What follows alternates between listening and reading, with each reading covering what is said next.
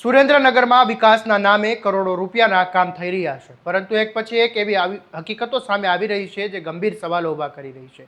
થોડા દિવસો પહેલા કરોડો રૂપિયાના રિવરફ્રન્ટમાં લોકાર્પણ પહેલા જ તિરાડો પડી ગઈ હતી અને હવે વઢવાણમાં માત્ર 26 દિવસ પહેલા જ બનેલો નવો રોડ તૂટી ગયો છે.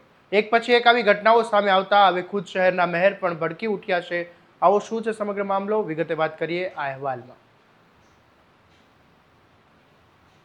નમસ્કાર, હું છું આસિફ કાદરી અને સ્વમાન સાથે તમારું સ્વાગત છે. સુરેન્દ્રનગરના Wadhwan railway station bypass road પર કરોડોના ખર્ચે બનાવવામાં આવેલો નવો રોડ હજુ એક મહિનો પણ પૂરો થયો નથી. ત્યાં રોડ અનેક જગ્યાએથી તૂટી ગયો છે. માત્ર 26 દિવસમાં જ આ રોડની આવી હાલત થતાં લોકોમાં ભારે રોષ જોવા મળી રહ્યો છે.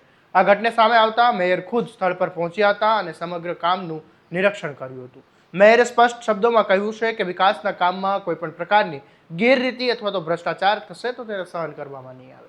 જ્યાં પણ ગુણવત્તા સાથે ચેડા થયા હશે ત્યાં જવાબદાર કોન્ટ્રાક્ટ એજન્સીઓ સામે કડક કાર્યવાહી કરવામાં આવશે. અને ખાસ વાત એ છે કે આ પહેલી ઘટના નથી. થોડા દિવસો પહેલા જ સુરેન્દ્રનગરનો ડ્રીમ પ્રોજેક્ટ ગણાતા રિવરફ્રન્ટમાં લોકાર્પણ પહેલા જ મોટી તિરાડો પડી ગઈ હતી અને ત્યારબાદ તિરાડો પર ડામર ભરીને કામ ચલાવ રીતે ઢાંકવાનો પ્રયાસ થયો હોવાના આક્ષેપો સામે આવ્યા હતા. તે મુદ્દે પણ લોકોમાં ભારે ચર્ચા જાગી હતી અને હવે ફરી એક વખત નવો રોડ તૂટી જતા લોકો સવાલ ઉઠાવી રહ્યા છે કે શું વિકાસના કામ માત્ર દેખાડો કરવા માટે થઈને થઈ રહ્યા છે.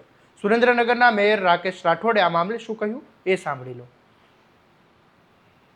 થોડી વાર પહેલા ત્યાંની મને જાણકારી મળી છે, વિષય મારી સુધી પહોંચ્યો છે, મેં જોયું અને આ વિષયને લઈને એન્જિનિયરને પણ સૂચિત કરાય છે. તાત્કાલિકના ધોરણે ત્યાં જઈને શું પરિસ્થિતિ છે એ જોઈ હું પણ કાલે ત્યાં જવાનું હોય પરિસ્થિતિ ઉપર જોવા અને કામ કોનું છે એની પણ મેં જાણકારી મેળવી છે કે વહેલી તકે મારી સુધી પહોંચી અને શું સ્થિતિ છે સ્થિતિની તપાસણી કરી અને એની અંદર કઈ પ્રકારની ગેરરીતિ થઈ રહી છે એ જોવામાં આવશે અને એ પ્રમાણે એના પરિણામો જોઈને ડિસિઝન લેવામાં આવશે.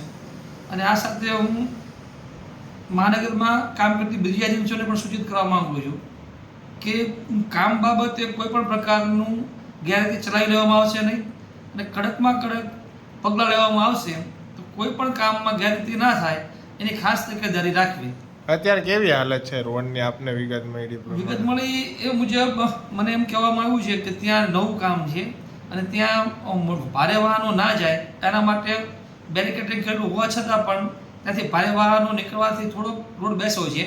પણ હજી હું જગ્યા પર પહોંચ્યો નથી. હું ત્યાં જઈને પછી હું જોઈશ કે સાચી સ્થિતિ શું છે. જો કરોડો રૂપિયાના પ્રોજેક્ટ આવી રીતે થોડા દિવસોમાં જ બગડી જાય તો પછી સરકારી નાણાંનો હિસાબ કોણ આપશે? ગુણવત્તાની ચકાસણી કોણ કરશે અને જવાબદારો સામે કાર્યવાહી ક્યારે થશે?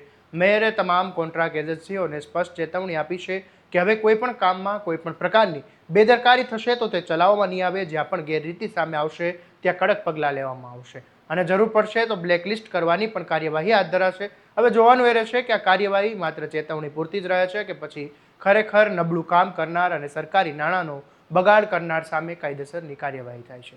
કારણ કે હવે લોકો માત્ર જાહેરાતો નહીં પરંતુ ટકાઉ વિકાસ જોવા માંગે છે.